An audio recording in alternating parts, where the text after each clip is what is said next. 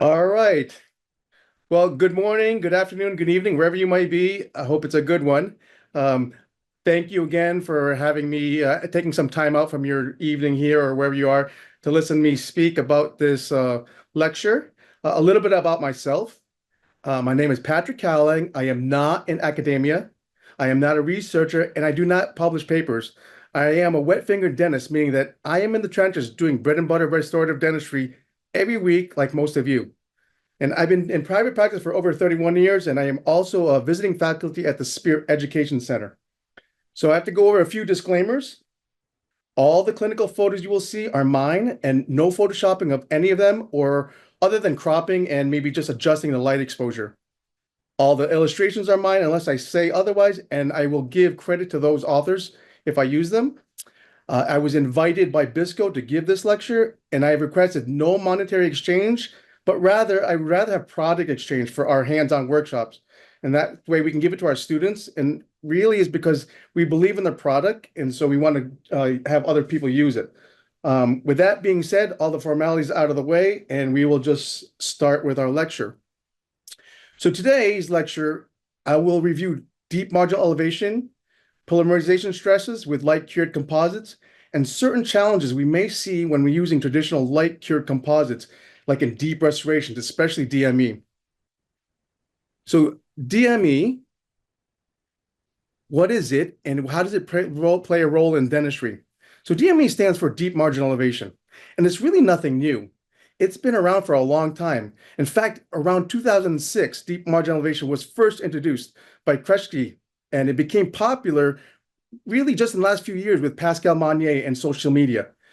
When right around COVID lockdown happened, there was nothing to do. So everybody had COVID, these Instagram lives and Facebook lives. And so there was nothing to do but watch this. And so things like deep marginal elevation, immediate deadened ceiling, they just became glamorized, but it's been around for a long time.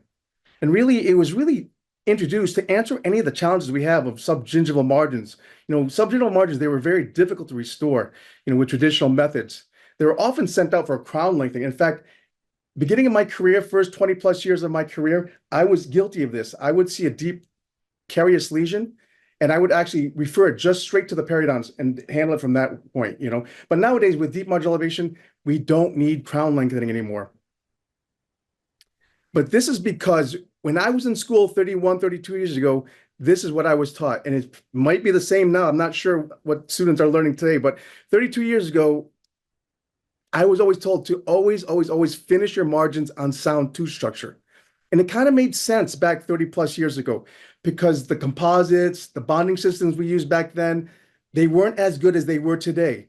So it wasn't uncommon to be having to replace like a composite restoration 3, 4 years later.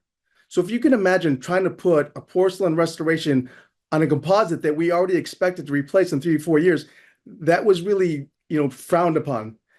And it did make sense. But now with today's modern bonding systems and protocols and the way we control C factors, the stresses from C factors, composites have a longer longevity. So now it is able to put a restoration like a porcelain restoration over composite. And again, this really became big with Pascal Monnier's, this paper by Pascal Monnier. It showed that if you do bring the margin super gingival, it actually will allow for ideal impressions. When the margin is above the gum tissue, you don't have to pack cord anymore. Or back in the days, we used to use electrosurge or lasers nowadays where we would remove the gum tissue. That is not needed anymore if we have the margins above the gum tissue. It's easier to isolate and clean up. Again, everything is above the gum. Imagine when you had your traditional crowns, you were cleaning all that cement below the gum tissue. And the proper bonding will be achieved because now, since the margin's higher up, the curing light will be able to reach that margin. And also it has progressive flexibility. So progressive flexibility is it's a term where that different areas of the tooth, they have different modules of elasticity or hardness. So a mismatch of any of this hardnesses will create a bond fatigue under function. So if you imagine, like, as you go deeper on a tooth, it can flex more because reality is more moist. There's more water as you go deeper. So if you had a resin, it could flex and bend with the dentin because the modular elasticity is similar to dentin. As opposed to if you had a stiff porcelain and you had it deep down, it doesn't flex as much. And so there's the fatigue and the bond will break. The other thing is now we already know that we don't have to do crown lengthening surgery if we do deep marginal elevation. And finally, it can actually create proper emergence profile. And I'll show you this with our some clinical samples here. Again, a lot of the deep marginal elevation, it's supported by the literature. Common question is biological width. Aren't we violating biological width? So this group, Sarfati and his group, showed that it showed clinically there was few or no signs of clinical inflammation when DME was performed with good bonding and proper isolation. The key to this is good bonding and proper isolation. Isolation is a key. For me, I think that in my clinical settings, if I can't get a rubber dam on it, I won't attempt it. I won't do the DME. And then I will think about setting it up for crown lengthening. But proper isolation is the key. And so what happens is that you're not really violating the biological width. You're not getting inflammation because bonding is a lot more, it's a lot better than cementing.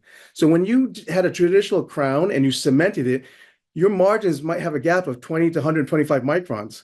Whereas when you're bonding with advent of like MDP, we can bond at a nanometer level, meaning that that bacteria is too big to get into that gap or that bonded restoration.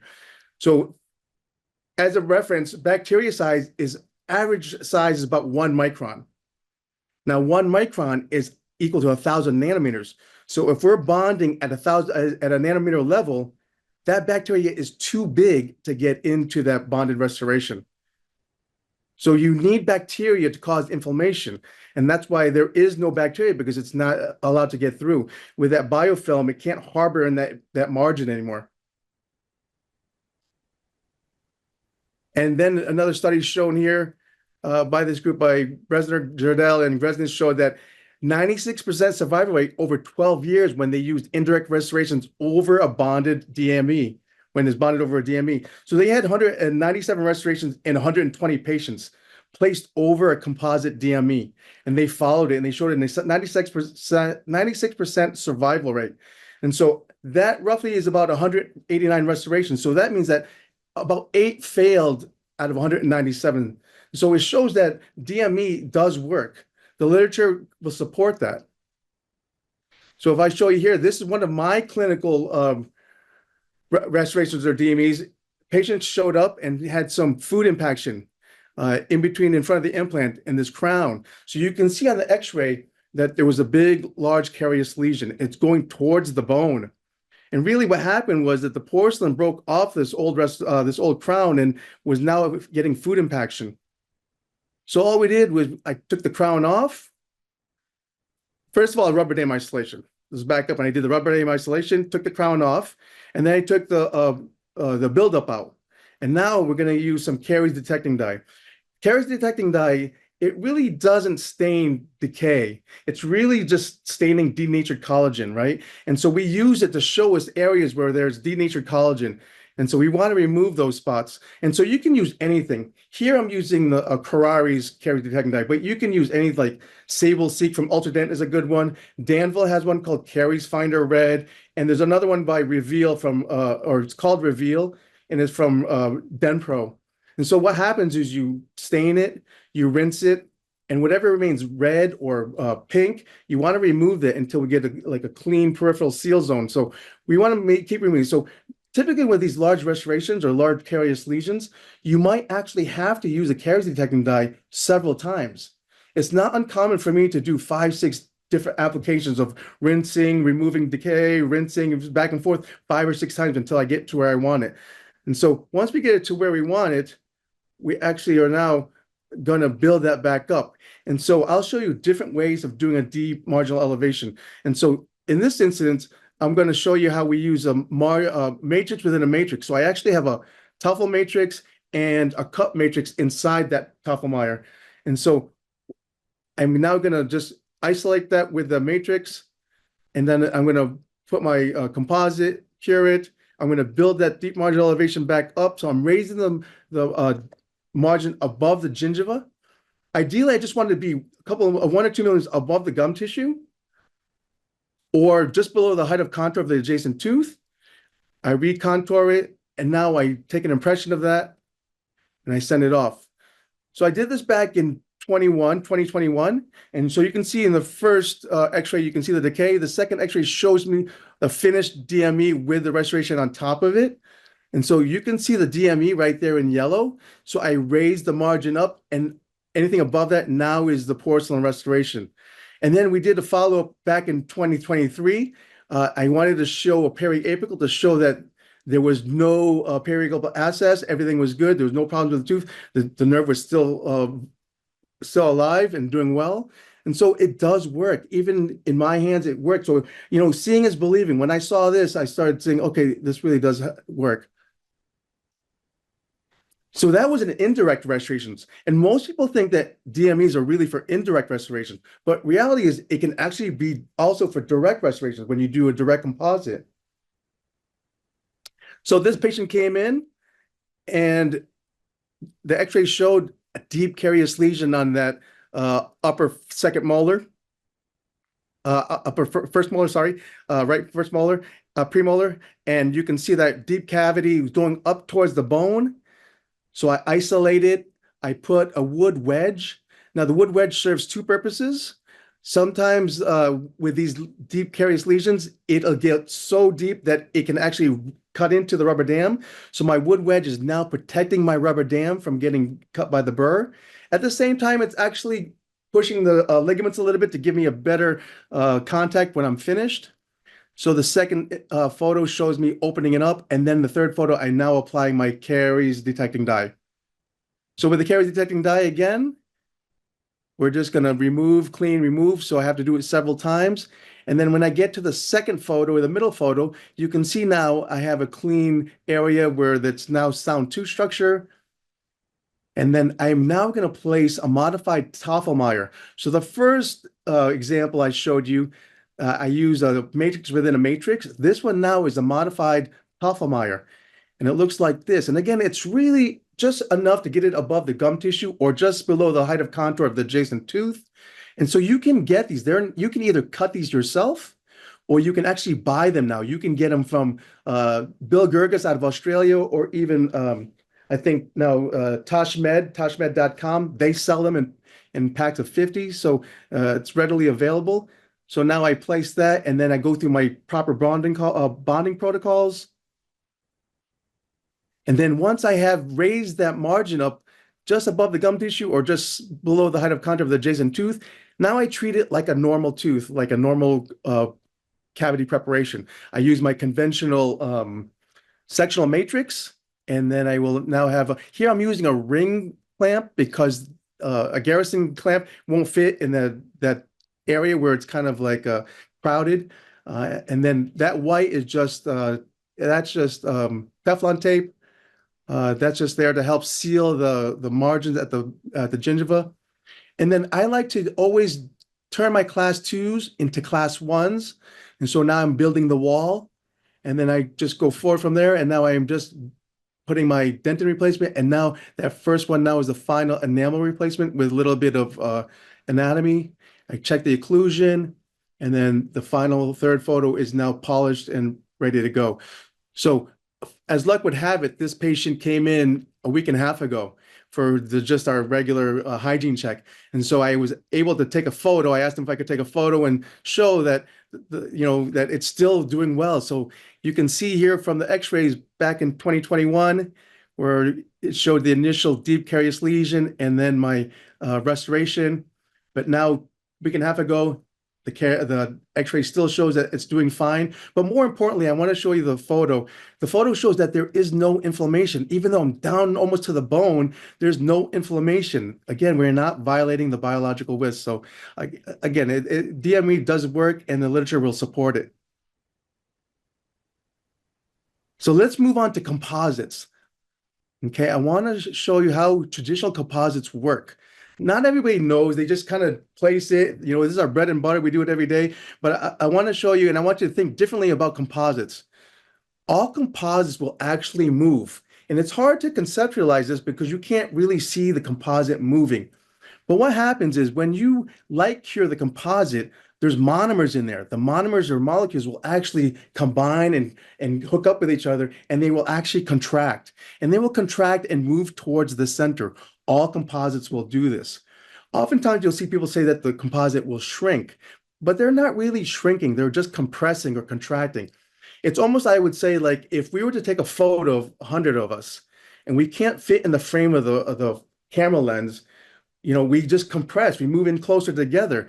And so that way we can fit into the camera frame. But reality is we are not shrinking, we're just compressing. The same with monomers, they don't shrink, they actually are just compressing or contracting. So all composites will do this. Now, say we introduce a bondable surface. So we have our two structure here and we apply a little bonding agent on it. And now we introduce our composite to that bondable surface. Instead of contracting towards the center, it will now move towards that bondable surface.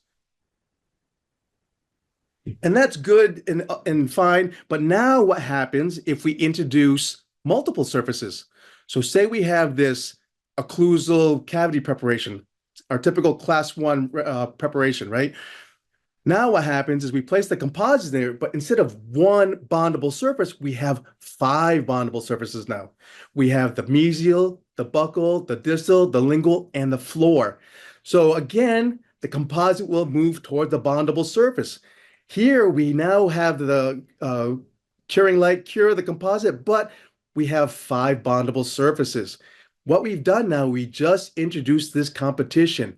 There is now a competition between those bondable surfaces. So something has to give. Typically what gives is the bottom of the floor of the preparation. And that's because that is where the dentin is. So if you remember, dentin is a little bit more moist than the enamel or anything above that. And that's because there's more water there. So it won't bond as well, and that's where you'll get a debond, and typically that could cause post-op sensitivity. So we need to address this. So we know now that the amount of walls will, so this is now what we call C factor and polymerization stress. And so we have to figure this out, right? So C factor, if you remember from school, it's really just the ratio of bonded surfaces to unbonded surfaces. So within our example, we had that class 1 occlusal preparation. And so we had the 5 surfaces, the mesial, distal, buccal, lingual, and the floor.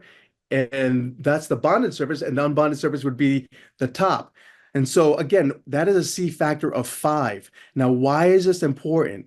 This is important because the higher the C factor, the more stress is going to be created. The more stress, it's now going to cause debonding and marginal leakages, and sometimes will result in post-op sensitivity. The easier way to think about it is I tell people that it's like a tug of war. Now, each rope will represent a bondable surface. The more ropes you have, the higher the C factor. The higher the C factor, the worse it is, because now you have more stress because these ropes are now pulling and tugging on that composite, and it's going to cause some debond somewhere. Now we know that it's the amount of walls that can cause it, but let's throw another component into the equation, and it's the type of walls. So we have enamel and dentin, 2 different types of wall to tooth structure. If we couple those together with composite, and then we polymerize it or cure it, that tug of war, the enamel will always win. Because remember, the bond will mature way more faster in enamel than dentin. Remember, dentin is moist or wet.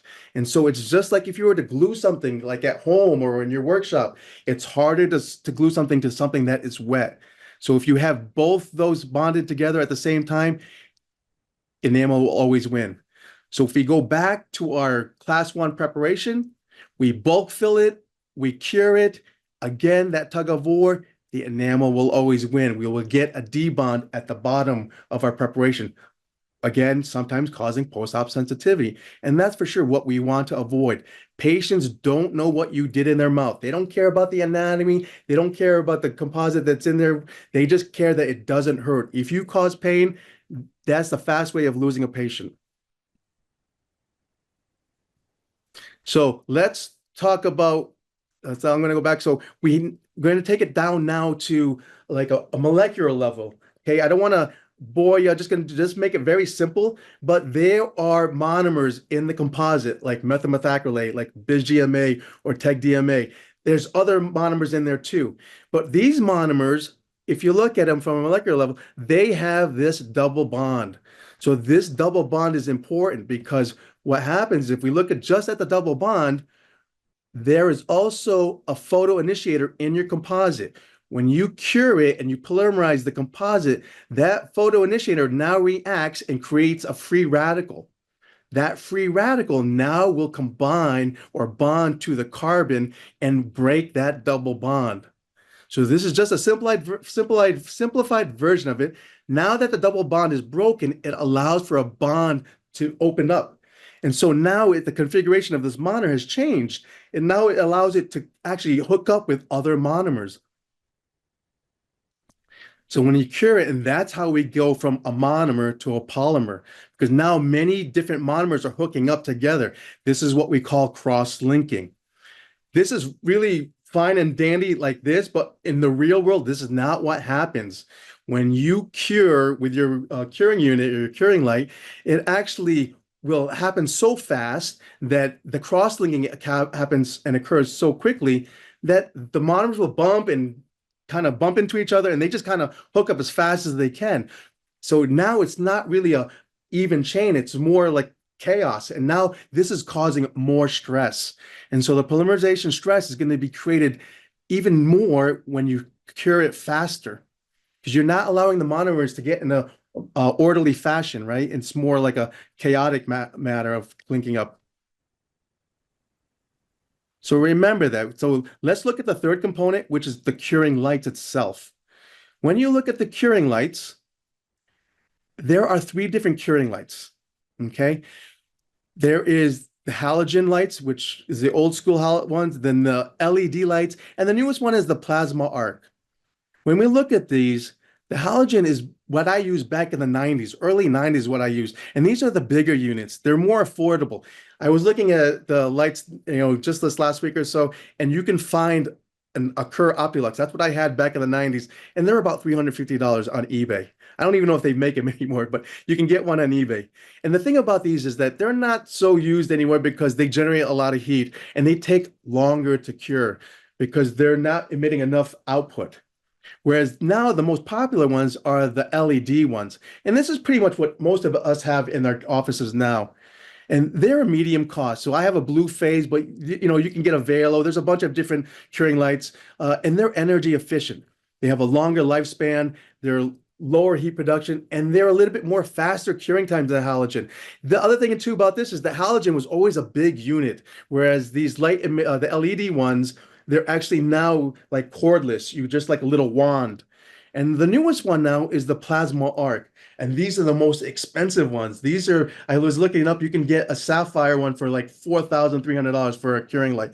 If you want to spend that much, go for it, but I just think that you don't need that. These are the ones that they're promoting with like a 3-second cure, right? The very fast curing times. But remember what I said earlier, just because it's faster does not make it better. When you cure the composite faster, it's going to be a lot more stresses occurred, right? And so again, which one's better? Which one do you want? Are they anything that I would tell you? I would tell you that whatever works in your hands works, right? Meaning that all of them work. They're just different times. Because if you look at the equation, the energy that takes or output for the irradiation, the radiance is going to be equal to the output power times the time, right? So meaning that like the halogen doesn't have a lot of output power, you just now have to increase the time. And that's why where the plasma arc, it takes less time because the power is stronger.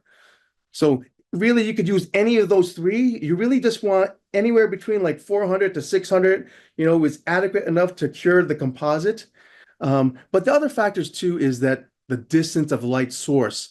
If I move that light further away from my composite, obviously the energy is going to be less. It's going to take longer to cure. And the other thing too is material sensitivity. The chemistry nowadays is that they have bulk fill composites that the chemistry is made so that that light can penetrate faster and thoroughly into that material. So I always recommend that everyone should have a radiometer, which reads the output of your light. So this is mine, and I always have my assistants try to check it weekly to make sure that the output is adequate. Again, you really need to have 400 to 600 milliwatts per centimeter square to produce enough to cure your composite. So mine is at 1040, but here's the thing. That is my base that's fine and works great. But if you look at your curing light and see how it's handled, so in my office, the assistants will do the curing, and it's okay if as long as they know how to cure, meaning that sometimes the assistant's talking and they're not like really paying attention. Next thing you know, that curing light is wandering off to the chin or somewhere other than the tooth. Obviously, it's not curing the composite. But if you look more closely, if you're at an angle is not 90 degrees towards your composite, you can see here when I just angled it a little bit, it drops down to 860. So you're losing about 20% of your output just from just angulation. So keep that in mind. And the other thing too is if you watch your assistant, like I watched my assistant this week and last week, and they are not really, they're just kind of like above 3, 4, 5 millimeters above the tooth. And I'm going to show you how that plays an important part in the next few displays here, or illustrations. So what I did was I took a tooth and I just measured it, right? So this measures to be 7 millimeters. And I took my curing light and I measured 7 millimeters. Remember that my output was 1040. That was the base. But if I am at 7 millimeters away, it's now dropped by half. It's down to 510. But that is if I put it directly on top of the tooth. Remember, my tooth was 7 millimeters. If I put my light source directly on top of it, it's going to read 510. It's dropping by half. But like I said, most of my assistants, they were 3, 4 millimeters above. So I just went to 10 millimeters, and you can see here now that with 10 millimeters above my composite, it is now not even reading. It's low. Does low mean that it's bad? No, it doesn't mean it's bad. It just means that you have to give it a little bit more time. Because remember, any of this light will actually cure the composite. Think about it. Like just even the room light or the light from your loops, they will cure it. That's why we have that filter on our loops, right? So it doesn't cure it. So if it's low, you just have to increase the time, but you have to understand that that's what's happening with your curing light. Now we know that the distance plays a factor, but the other thing that plays a factor is the geometry of the restoration or the cavity preparation. So what I did here now is I took that same 7 millimeter tooth and I prepped a 2 millimeter round, excuse me, preparation to it. Almost similar to like if you had an endo, right? An endo access hole where they're conservative. If you look, I now placed it onto my radiometer and then I cured it. With a 2 millimeter preparation, it doesn't even register, right? So you have to know this. Then I went to a 3 millimeters, did the exact same thing. So at 3 millimeters, it was low. Again, if you know this, then you just have to increase your time. But at 4 millimeters, remember my base was, 1040. That's what it is if I didn't have anything. That's what my curing light directly on the radiometer read. But at 4 millimeters, it dropped down to 420.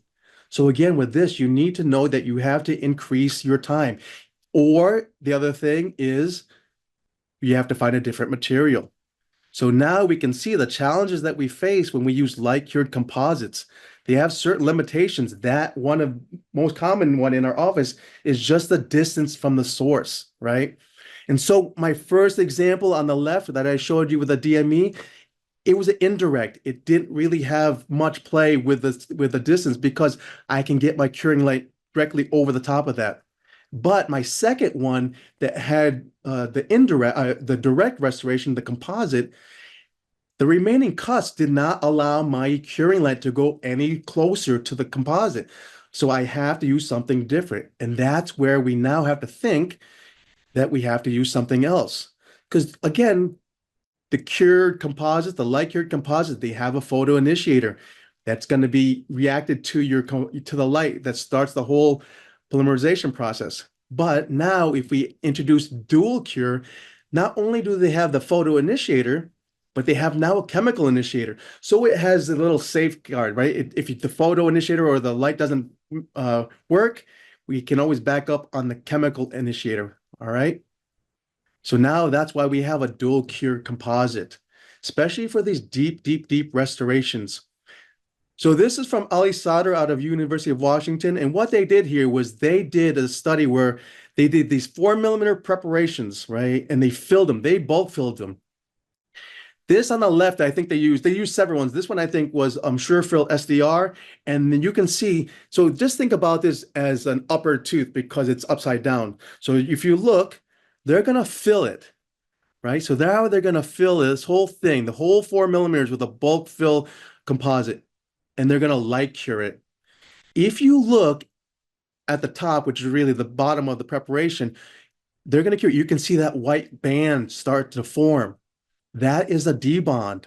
That is a gap formation under the composite, and that's due to the polymerization stresses. Again, we don't want that because that could cause some post-op sensitivity. And now what they did here was they took a dual cured bulk fill composite. I think this is the bulk EZ, and they filled it. So you can see here now they filled it. So they see it filling, and they did not cure this. They actually waited 90 seconds. And what's happening now is the chemical initiators are now causing the free radicals to form and causing the polymerization of that composite. And so after 90 seconds, now they cure it. So now you can see there is no debond at the top of that preparation. And so it stays full the whole time. And so that is what we want. We want something that we know that there won't be any gaps or debonding of our composite. And so this is the actual paper that they did.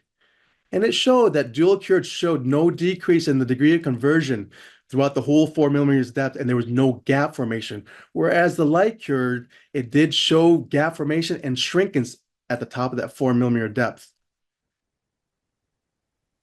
So I like to say that, look at it this way. Easier way to think about this is that these people are monomers. Monomers are like people. When we light cure it, it's just moving so fast. It's so chaotic, right? They're bumping into each other. It's causing a lot of stress, causing a lot of problems, right? And so that's what happens when we light cure it. As opposed to dual cure, it is now slower, right? It's a slow process. Everything's in an orderly fashion, and everything's now configured in a proper row and order, right? And so that's the same thing as when we use composites.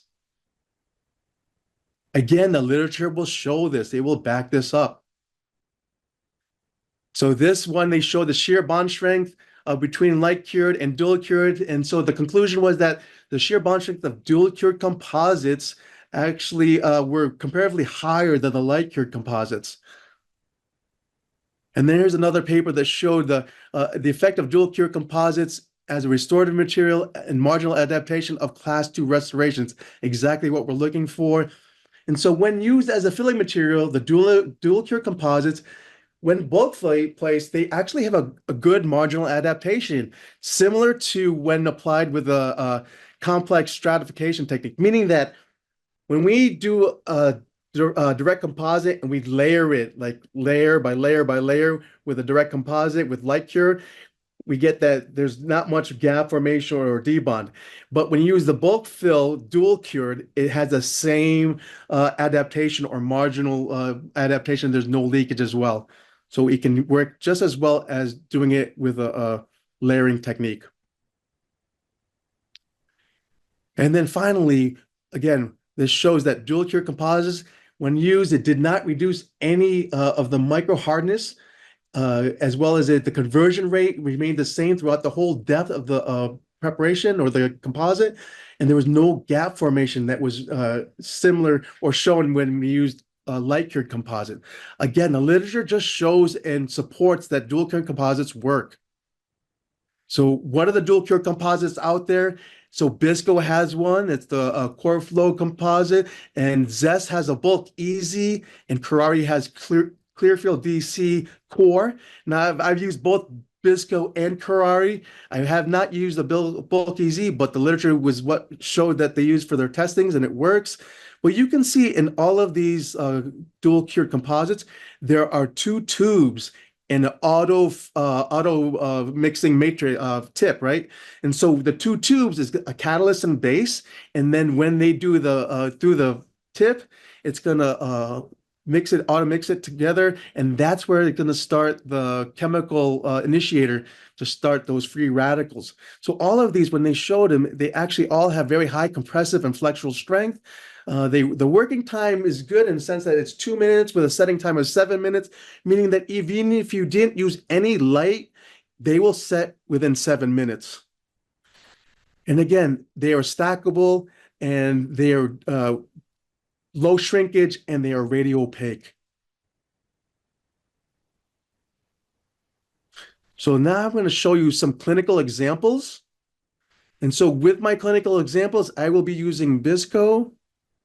And so here we have a patient that showed up and she came in and you can see on the x-rays, there's a lot of root caries, right? They're all over the place, but I'm only going to address the biggest one, which is this bottom one here on the bottom right. And so when you look at this, if you look at this compared to the one on the top, this looks like, when I really see this x-ray, that this is one that looks like the composite did not cure all the way at the bottom. Because if you look at that x-ray, that composite looks moth-eaten, right? It's not solid. Whereas if you look at the one above it, that composite looks like it's solid. So I have a feeling this composite was never cured properly, and this was what caused that secondary decay. But we'll start here. And so this is what the patient shows up. And so here we see the composite. I show this photo because it's a good reminder that if you look at it, there's condensation on my mirror. So it's a good reminder that to use rubber dam because it will avoid any of that condensation. In fact, Marcus Blatt had a paper published last year that showed that using rubber dam will increase the bond strength because things like this moisture from condensation from the patient's breath could actually cause a little bit of bond strength going down. So always use rubber dam. So here we have the rubber dam placed. Again, I have my wood wedge to separate the teeth a little bit as well as protect my rubber dam from the burr. And so now I am just removing the old composite, and I'm just now showing where the decay is. I will use my caries detecting dye. And what I had to do here was I actually had to replace my wood wedge because as it got deeper and deeper, the wood wedge is my initial wood wedge it just kind of slipped out because it wasn't big enough. So I went to a larger wood wedge. And so I rinse it, I see where the decay is, and I remove it. I go back and forth, back and forth. This one probably took 5-6 times to remove all the decay. And now what I'm using here is I'm using a copper band. And the reason I'm using a copper band is because if you use a traditional sectional matrix or that modified Toffelmeyer, it's too thin. It could actually like crumble or, kind of break upon itself or bend on itself. So we want to use something a little bit more firm. So here I'm using that copper band.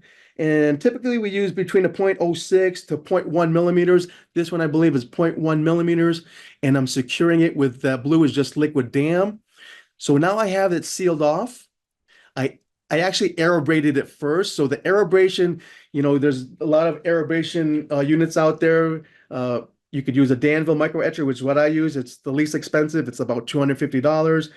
You can now or otherwise get a Crystal Mark or an AquaCare, a little bit more expensive, but they have more control, meaning that you can control the pressure as well as the water output. But the aerobrasion is important because what I'm going to be doing is I'm going to be using a self-etching technique where I'm not going to put any phosphoric acid in there. So in order for me to get my monomers from the self-etching into the dentin, I have to thin out that smear layer. So remember, when you're using a burr, you create a smear layer. The aerobrasion will thin out that smear layer, and it allows so that the monomers can penetrate into the dentin. So I'm going to aerobrate, put my copper band on there, stabilize it with my liquid dam, and then I measured it. So you can see here that this is almost 10 millimeters deep. So remember from my from what we saw from my radiometer, 10 millimeters, it was only like 400. Actually, it didn't show, it was low. So again, using a traditional curing composite, light cured composite, might not work. That's probably what I think happened to the first dentist when I saw that x-ray. So I want to use a dual cured composite so I know that the chemical initiators will start working for me. And so again, with Bisco, you have a two bottle system where you just mix them. Because remember, we have a dual cured composite, but now we also need a dual cured adhesive. You can't cure it if you use a traditional adhesive, it won't work. So with Bisco, they have a dual cured universal adhesive. You just mix the two together. With other ones like Carrari, you actually have now to use a DC activator. The DC activator will now turn your adhesive into a dual cure. If you don't use that, it will not cure. And again, I tell students that you don't want to mix the chemistry between different companies.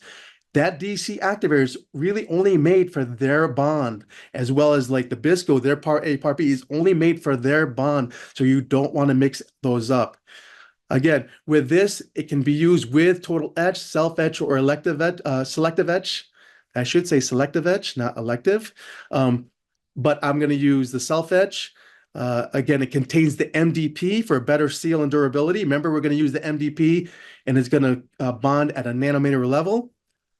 And it's a low film thickness for better adaptability into the etch surfaces, and light curing is not required. Again, at 10 millimeters, I might not get that light to get all the way down there.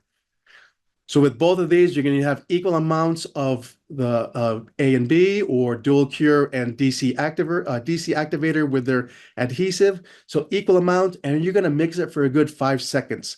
And then you're going to have these monomers onto your brush. Now, this is the important part. We want to get those monomers, especially the MDP, into the dentin. So it'll tell you to scrub for 10, 15 seconds, and you're going to do 2 applications. For me, with any of my primers, I am going to actually make it longer. So I'm going to do 20 plus seconds, sometimes even 40. The deeper you go, I'm going to apply more because I want more monomers in there. And every time I apply it, I'm going to get new application of that primer or the bonding agent. And then you're going to cure it. I mean, I'm sorry, you're not going to cure it. You're going to air dry it. So all of these primers, they're going to have a solvent. It's either going to be ethanol, acetone, or water. If you do not dry it thoroughly, you're going to leave some of that, ethanol, acetone, or water in there. It's going to cause a decrease in your bond strength. So make sure that it is thoroughly dried. So brush and scrub as much as possible. The longer, the better, and make sure it's thoroughly dried. Once it's thoroughly dried, now I can inject my dual cured composite. And now I'm going to let it sit there. And then, let's see. Yep. Hang on. Sorry. Yeah. Okay. All right. It didn't work, but okay. So now I'm going to let that sit, and then I'm going to cure it for 20 seconds. So in the paper, it showed they cured for 40 seconds. They waited 90 seconds to let the chemical initiator start, and then they cured it for 40 seconds. I waited 90 seconds, and I'm going to cure it for 20 seconds because I'm not bulk filling it all the way to the top. It's only halfway, like again, just enough to get above the gum tissue. So it's not even halfway up. So 20 seconds should be suffice. Again, I'm going to now make my class 2 into a class 1, and I'm going to slowly build it up. I'm going to have my dentin replacement and then my enamel replacement, and then I'm going to adjust and polish. And so there we go. And so if we look at this, the before and after, you can see now my DME with the dual cured composite is right there. And everything above that is now going to be my traditional light cured composite. But you can see that I make that DME just slightly under the height of contour or above the gum tissue. Oh, so this is out of order for some reason, but there was my wait for 90 seconds and then like cure. So there's my fancy illustration, but it was out of order for some reason. Okay, so let's go on to the second one. So the second one here again, we have this deep carious lesion. Again, possibility that the previous dentist did not cure that adequately enough, and now you have secondary decay.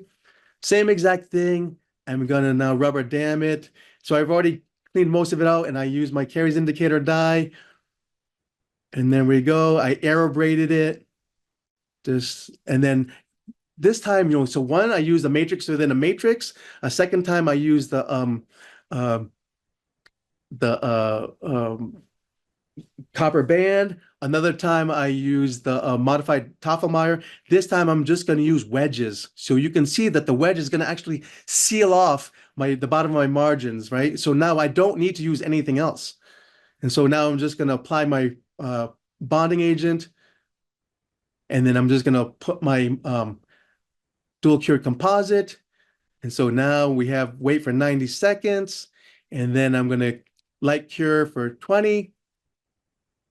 And at this point now, I'm good to go. And I'm now just treating it like a traditional cavity preparation, remove it. And now I'm going to just create my class 2 into a class 1. Same systematic approach, makes things easier. Put my dent replacement, then my enamel replacement, smooth, adjust, and polish. And so here we have it. So now if we look at x-rays before and after, we can see now I DME'd both sides. So you can see here where the yellow is. Those are my deep marginal elevations. Again, it's just below the height of contour. And then there we go. And so for my last one here, again, you can see that there's a large carious lesion under this composite. Same thing. So it becomes repetitive. If you can make it repeatable, it becomes more predictable. So I always say, just use a systematic approach. I'm going to use my rubber dam. There's my wood wedge. I open it up to expose the decay. Caries indicator dye or detecting dye. Rinse. And so again, I cleaned it. So there's the decay. I cleaned it and I put more stain and there was still some more. I rinsed it off. I did it again. There's still some more. I did it again. And so now you can see it's pretty clean. I aerobrade this now just to thin out the smear layer, put my primer. And now if you can see here, again, the same thing. I'm just using the wedge because I just want it just above the gum tissue and the height of contour. So I don't need to go fancy and put all this matrix within a matrix or a copper band. Keep it simple. If the wedge works, use it. And again, I'm going to put my dual cured composite. Same thing, wait 90 seconds. And I'm going to light here for 20 seconds and then treat it just as you would normally. There's my sectional matrix. And then there's my final restoration. Adjust and polish. And so if you look at the before and after, you can see now that my deep marginal elevation is right there. Again, when it's down to 8-9 millimeters and my assistant is going to be 2-3 millimeters above the tooth, that light might not get there. And so that's why I say dual cured composites are perfect for these situations. You just really have to look at your light, your curing light unit, and just make sure you check the radiometer and see what it's at, right? And so again, that is my lecture, and I appreciate everything. I appreciate Viva Learning. Thank you again to them for broadcasting this, as well as Bisco for inviting me. And I'll be here for a few more minutes if you have any questions. We have a few questions here. So first question is, I'm hesitant to use caries detecting dye for fear I might remove perfectly healthy tooth structure. Do you come across false positive with caries detecting dye? If so, how do you differentiate what needs to be removed and what doesn't? So that's a great question. It's actually a whole nother lecture because you actually can leave some decay. And so the studies show now that if you have a clean peripheral seal zone, meaning that if you have like clean sound tooth structure, typically 2 millimeters around it, you can leave that deeper decay so you don't run the risk of having any pulp exposures. But in terms of having false positive, I really don't have that many. The one that studies show that, and I hate saying this, but there's a certain company out there, I don't want to say the name, I'll DM you, but there's one caries detecting dye that we don't recommend because the the concentration of the propylene glycol is not high enough, so that one will give you a false reading. But otherwise, if you use something like Carey's detecting dye from Carrare or Ultradent, they should be fine. Let's see. What is the material you're using around your matrices and rubber dam clamps? Is it for moisture control or is it to help stabilize? So typically that was liquid dam. It was the blue one. And so I kind of said it in the lecture. So you might have asked this question a little bit earlier before I said it, but that is just to stabilize my matrix. Let's see. We have a few more questions. After DME, before finishing the class 2 restoration, do you re-etch in between? So that is a great question. A lot of people will re-etch the enamel. I used to do that, but I don't do that anymore. So if you remember my second example, which was the class 2, it was a class 2, but it was the second example with a direct composite. And that was what I think 3-4 years apart. It didn't show any staining because I know what you're getting at. Like a lot of people will re-etch the enamel and then apply their primer and bonding because they feel that the etch, if you don't re-etch it, you don't get a good bond and you get a little bit of staining there. And it is true that self-etching will not really etch enamel that is not cut, meaning that if it's fresh, just pure enamel, not cut, it will not etch that. However, what I'm doing is I usually bevel it and I will actually make sure I aerobrate that enamel around the preparation. By aerobrating it, it is now kind of like being a prepped or cut enamel. So that allows my self-etch to get a better bond with it. But you're right, if you don't aerobrate the enamel, you have to etch or else that self-etching will not etch that enamel. So that was a great question. Let's see another question here. I have previously heard that sometimes of core composites do not have surface qualities that make them poor materials to form a cable surface margin, an external two surface that is exposed with the oil cover. Do these 3 dual cure composites stand up to this task? So I have some of these that have been there for 5+ years and they're still doing fine. I don't know if there's any papers. I'll have to look into it if there's any literature about that, but I will get back to you, Anne. And let's see, do you ever bevel the cable surface? So yeah, that's same thing. Do you ever bevel the cable surface margin? Does beveling increase success of the bond? So I do. You don't necessarily have to because it really depends on the enamel rods, but I kind of like to bevel it. You'll go to some lecturers where they don't bevel the occlusal cable surface, but I do just because of that reasoning that my self-etching will not etch the enamel, so I will bevel it as well as aerobrate it to get me a better bond. On average, how long does a whole direct procedure take with one DME and completing the direct restoration? So it's a great question. Every situation will dictate because depending on how deep it was, so like that very first one where I did the indirect, it took a while because as I get deeper, I'm slowing my RPMs on my electric handpiece because I don't want to get into the pulp. I don't want to have any pulp exposure. So I'm slowing my RPM. So it does take longer. For me, I can do a class 2, just straight class 2, a good size in about 45 minutes, right? If I add a DME, it's probably another 15-20 minutes. When you air dry the bonding agents, do you drive off the water, acetone, or alcohol? Is there any residual solvent that might be left in the prep that might affect the bond strength? Another good question. And so when you are air drying, you are not blasting that preparation or that primer off of that. You're just doing a light air. And so in our office, my unit has just air, meaning that the assistant has air and water. So there's 2 buttons on our air water syringe tip, right? There's 2 buttons, one for air, one for water. On my side, I changed out those handles where there's only 1 button for air. And it's an easy fix, meaning that you just call your equipment person, whoever fixes your equipment.